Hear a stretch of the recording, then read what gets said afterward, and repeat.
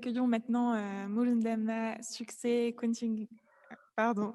Koutangila, doctorant en ingénierie avec l'Institut international d'ingénierie de l'eau et de l'environnement au Burkina Faso. Sa présentation s'intitule Ajouter la dimension des eaux souterraines à la compréhension et à la gestion des ressources en eau partagée dans la région sahélienne, cas de Taoudéni au Burkina Faso. Welcome, Malendama Sekse Kuntingala, a PhD student in engineering at the International Institute for Water and Environmental Engineering. He presents adding a groundwater dimension to the understanding and management of shared water resources in the Sahelian region, case of Taoudeni at Burkina Faso. So it's your turn. Okay, thank you very much for the floor, dear Laurie. My presentation, my slides are in English, but I will present in French. I think that you are getting me. Okay, so I will share now my screen. Perfect. Okay, great. Good, thank you very much. Bonjour, merci beaucoup. Je vais présenter sur le thème qui est intitulé « Ajout de la dimension eau souterraine dans la compréhension et la gestion des ressources en eau partagées dans la région du Sahel et spécifiquement pour le cas du bassin de Taoudéni dans sa bordure du Burkina Faso ». C'est au fait le travail de notre thèse qui est dirigé par le professeur Mahamadou Koïta et Dr Yofé Justine Tirogo du programme d'approvisionnement en eau et assainissement du Burkina Faso. Alors, nous allons articuler notre présentation en 4 points qui constituent en fait la contribution de notre travail à l'atteinte des objectifs de développement durable. Donc, nous aurons une introduction des objectifs, la méthodologie et enfin la conclusion. Alors, d'aucuns ignorent que l'eau douce est essentielle pour toute activité humaine. C'est ce qui justifie même l'objectif de développement numéro 6 qui est consacré à une eau de qualité et à l'assainissement. Donc, l'accès à une eau de qualité, à l'assainissement à tout le monde. Mais cette eau douce est en majeure partie emprisonnée dans les glaciers, ce qui représente 75% de l'eau. Et pendant ce temps, les fleuves, les rivières ou l'eau des surfaces ne représentent que moins de 1%. Et donc, le reste, la quantité, donc environ 25%, est contenue dans les aquifères. C'est de l'eau souterraine, ce qui représente l'importance de cette ressource dans l'atteinte, dans la réalisation de cet objectif. Alors, cette eau souterraine est logée dans plusieurs types d'aquifères. La majorité des aquifères sont partagés par au minimum 2 États. C'est ce que nous appelons des aquifères transfrontaliers. Il y en a environ 445 qui sont énumérés dans le monde. Et ceci constitue déjà une source de tension, une source potentielle de tension entre ces États parce qu'il faut définir la gestion parce que l'aquifère traverse les 2 pays. En Afrique, il y a 40% de la superficie africaine qui sont traversées, qui sont occupées par des aquifères transfrontaliers.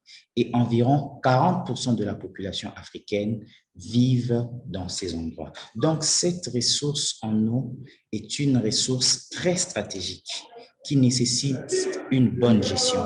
Or, on ne peut jamais gérer ce que l'on ne connaît pas. Donc, pour cette gestion, il faut donc une disponibilité et une bonne qualité de l'information.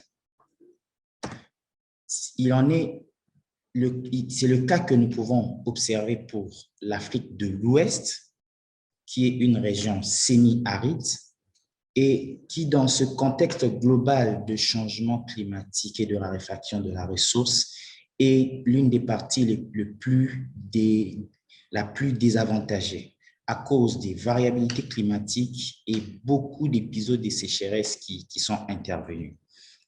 Et cela a effectivement justifié l'utilisation de l'eau souterraine. Et cette eau, comme on l'a dit, elle est basée dans les aquifères transfrontaliers.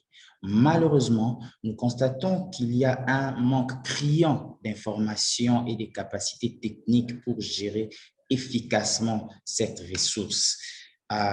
Et on sait même, on a du mal à prédire les comportements de cette ressource en eau par rapport au changement climatique. Et avec l'augmentation de la population, les activités agricoles, cette ressource en eau est vraiment affectée et cela a de l'impact sur la production alimentaire et sur la consommation de l'eau. C'est ce qui justifie le projet de l'Agence internationale de l'énergie atomique sur base duquel se fait notre thèse, qui est de l'ajout de cette dimension eau souterraine dans la gestion et la compréhension dans la compréhension et la gestion des ressources en eau en vue d'une bonne gestion, d'une gestion durable de ces ressources.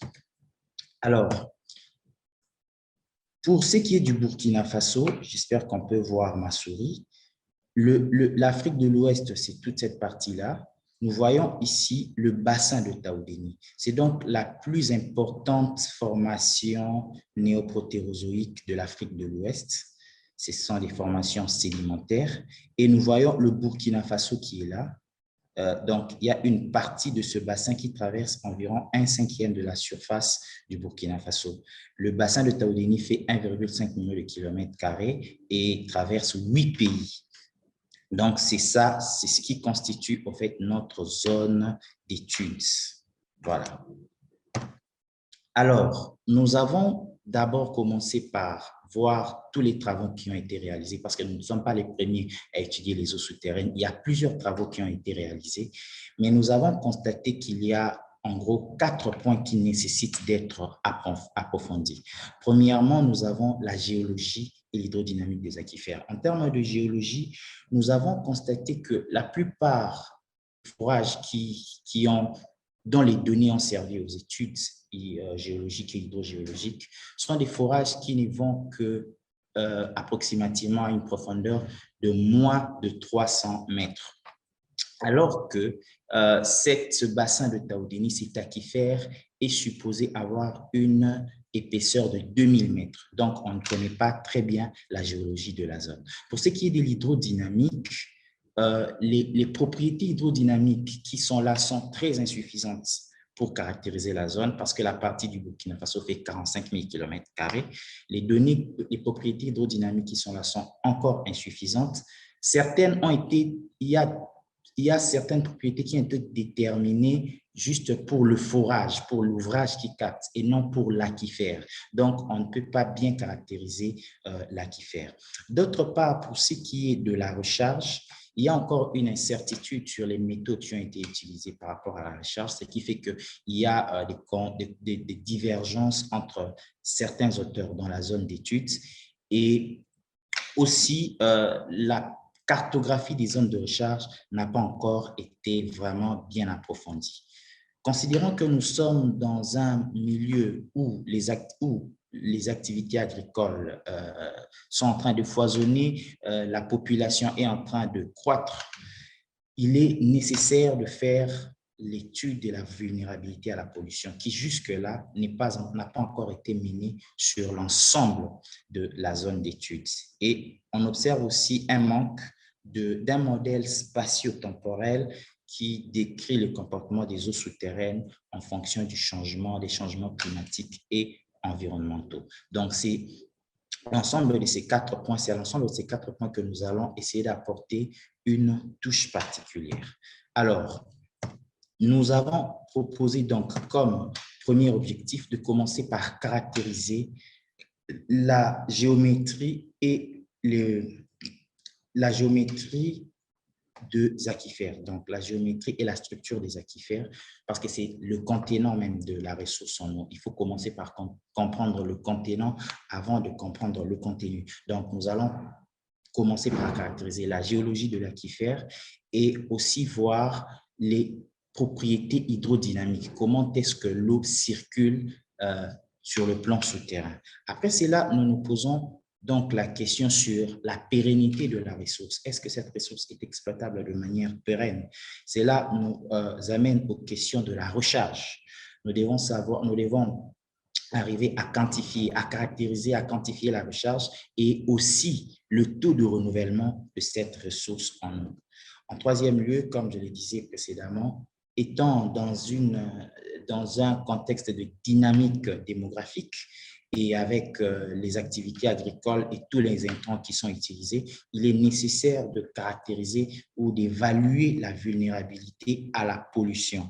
Et en dernier lieu, étant dans un contexte global de changement climatique, il est important d'évaluer l'impact du changement climatique et des changements environnementaux sur le renouvellement même de la ressource en eau. Alors, comment nous allons y arriver? Pour y arriver, nous avons proposé une méthode, une approche intégrée qui combine, entre autres, plusieurs techniques, l'hydrogéochimie, l'hydrologie isotopique, les statistiques, l'hydrologie, les méthodes hydrodynamiques couplées à la modélisation hydrogéologique. Donc, commençons par l'objectif spécifique numéro 1 qui est de caractériser l'hydrogéologie, la géologie et l'hydrodynamique. Nous avons ici les méthodes géophysiques que nous avons proposées. Il y a la méthode sismique qui n'a pas encore été réalisée dans la zone. Cette méthode sismique va aller jusqu'à une profondeur de 2000 mètres pour permettre d'avoir la géométrie et la structure des aquifères.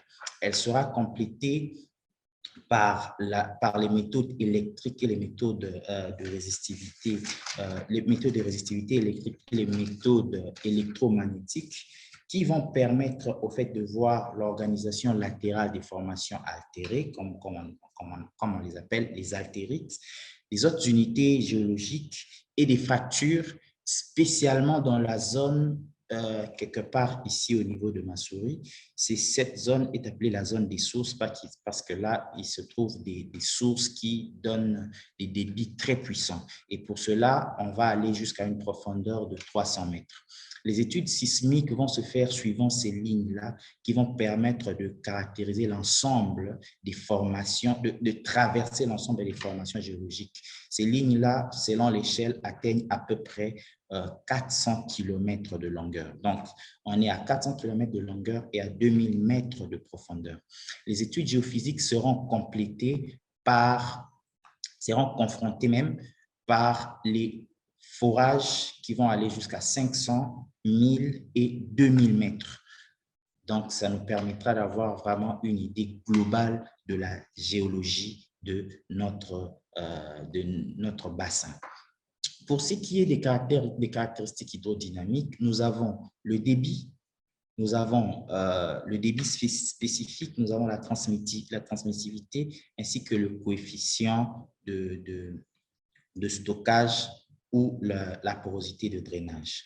L'ensemble de ces données seront déterminées à travers des essais longue durée. J'avais dit avant que ces données existent, il n'y en a pas assez, mais pour quelques cas où ces données existent, elles ont été déterminées par des essais de courte durée qui n'arrivent pas à tester l'aquifère, qui testent juste le forage. Donc, nous, on va implémenter des essais de longue durée. Mais bon, comme ces essais prennent 72 heures en termes de longue durée et demandent beaucoup de moyens, demandent d'abord des forages, nous ne pourrons pas le faire sur tout l'ensemble de la zone d'études.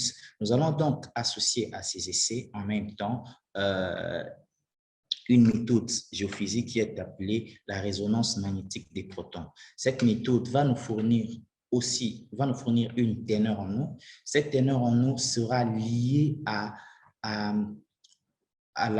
au coefficient de stockage que nous allons obtenir à travers les essais de pompage. Ça nous permettra donc prochainement pour l'ensemble de la zone d'études d'effectuer plus la résonance magnétique à protons pour l'ensemble des études et de déduire en fait les propriétés hydrodynamiques des aquifères parce qu'il y aura une relation de transfert entre les propriétés hydrodynamiques obtenues par essai et les propriétés hydrodynamiques obtenues par la méthode géophysique. Et enfin, l'ensemble de ces propriétés seront étudiées statistiquement pour essayer de conclure sur la productivité des aquifères. En deuxième lieu, pour caractériser la recharge, nous mettons en exergue l'utilisation de méthodes isotopiques. Les méthodes isotopiques vont nous permettre d'abord d'évaluer, l'étude de la molécule de l'eau va nous permettre d'évaluer la relation qui existe entre les eaux souterraines et les eaux de surface en termes d'échange d'éléments chimiques et même d'échanges quantitatifs. Et après, nous allons passer à la datation des eaux souterraines pour arriver en fait à déduire, à conclure sur le taux de renouvellement des ressources en eau. Et nous allons utiliser le tritium pour la cartographie de la recharge et cela sera associé à la cartographie piézométrique. Pour la quantification de la recharge, nous allons utiliser aussi bien les données isotopiques que la méthode de fluctuation piézométrique. Jusque-là, cette méthode n'a pas vraiment été implémentée sur la zone d'étude parce qu'elle a toujours été confronté au manque de données sur la porosité de drainage ou le coefficient de stockage. Coefficient de stockage que nous aurons facilement déterminé avec la méthode de résonance magnétique de protons. Pour ce qui est de la vulnérabilité à la pollution, jusque-là, nous optons pour la méthode drastique, mais que nous allons modifier en intégrant l'utilisation, l'occupation des sols et la distribution du nitrate pour en fait, au-delà de produire des cartes de vulnérabilité, produire des cartes de risque de pollution. D'autre part, nous allons traquer l'origine même des sources de nitrate parce que c'est le nitrate qui est l'élément soulevé dans les études antérieures comme étant le polluant dans cette zone. Donc, nous allons d'autre part essayer de traquer l'origine du nitrate en essayant d'étudier l'isotope 15 de l'azote en comparaison avec l'isotope 14 de l'azote.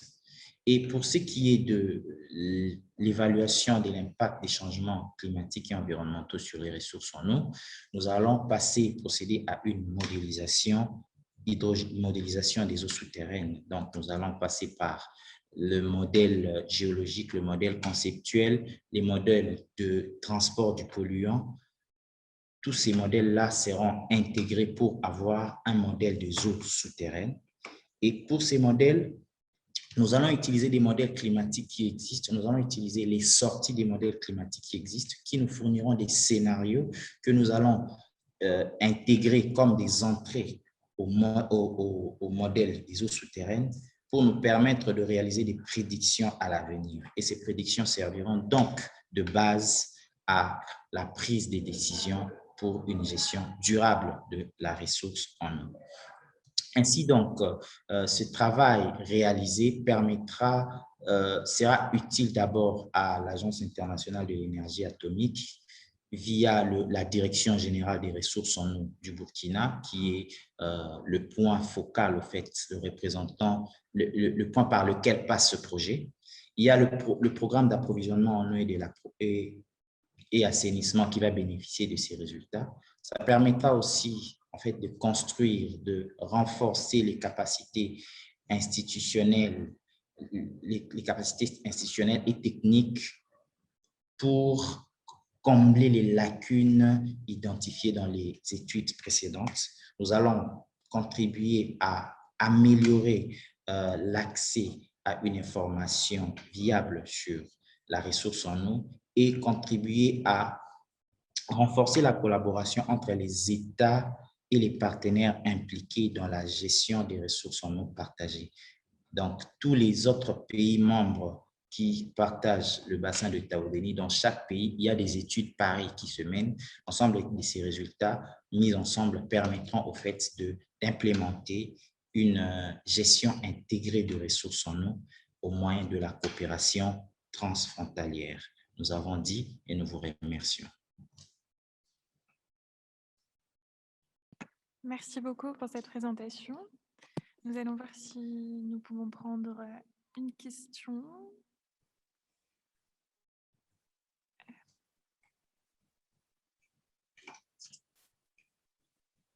Est-ce qu'il y a une question? Je ne vois pas de main levée. Le projet, vous allez le commencer quand? Le projet, mon projet de thèse a commencé cette année, donc disons en décembre 2020, mais le projet de l'Agence internationale de l'énergie atomique, c'est un projet qui a commencé depuis 2018. Et tout ce que vous nous avez présenté là, à un moment ou à un autre, ça va être mis en place dans les faits. Ça va commencer quand? Donc, nous sommes déjà dans l'implémentation de ce projet. Nous sommes au début, donc bientôt, on va déjà faire des missions de terrain pour identifier les zones, identifier où est-ce que nous allons échantillonner et commencer les travaux. Il y a déjà certains travaux de géophysique qui ont commencé. Ce sont des travaux qui coûtent cher, qui ne sont pas normalement financés par notre thèse. Ces travaux de géophysique de 1000-2000 mètres sont financés par la Banque mondiale, c'est un financement de la Banque mondiale au gouvernement burkinabé à travers le programme d'approvisionnement en eau et en assainissement. Et nous profitons, donc nous avons la chance d'avoir l'accès à ces données et ces données nous permettront donc d'améliorer la connaissance sur les ressources en eau. Ok, très bien. Nous avons une question d'Alimou Diallo. Oui, j'aimerais, avant de poser ma question, remercier l'intervenant.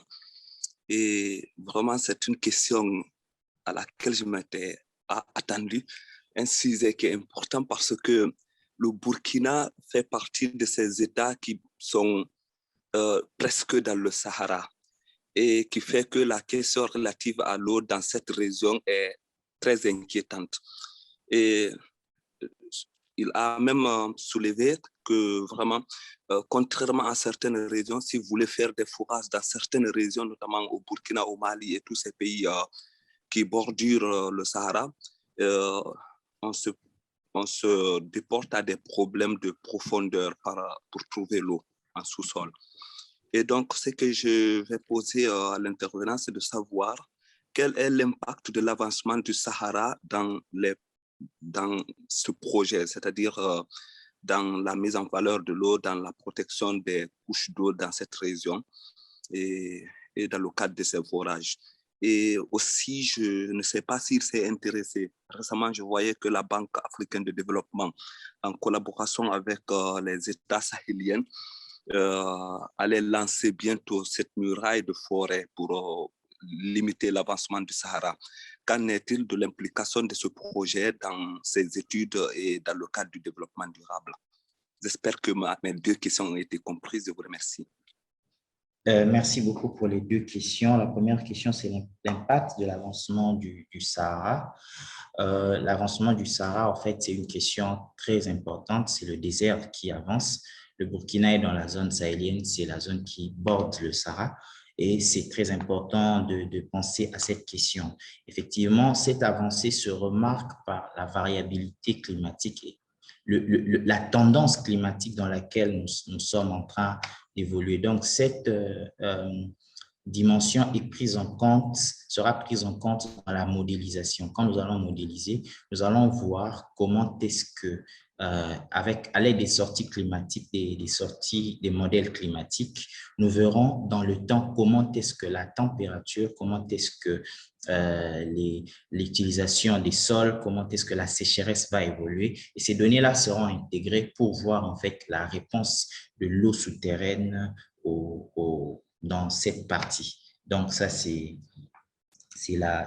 comme ça que l'impact de l'avancement du Sahara sera pris en compte. Maintenant, pour la deuxième question, vous pouvez répéter, s'il vous plaît? Oui, la deuxième question se rapporte par rapport au projet de mur de bois qui doit être réalisé en partenariat avec la Banque africaine de développement pour stopper, bien entendu, l'avancement du désert.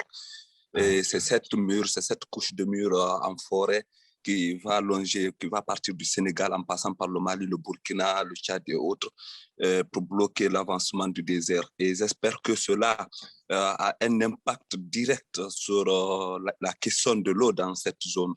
Et donc, il s'agit de l'implication de cela dans dans la préservation des couches d'eau et à la contribution de cette action dans le développement durable de cette région. En fait, c'est cet impact que je voulais savoir si vous avez des questions ou si vous en êtes intéressé.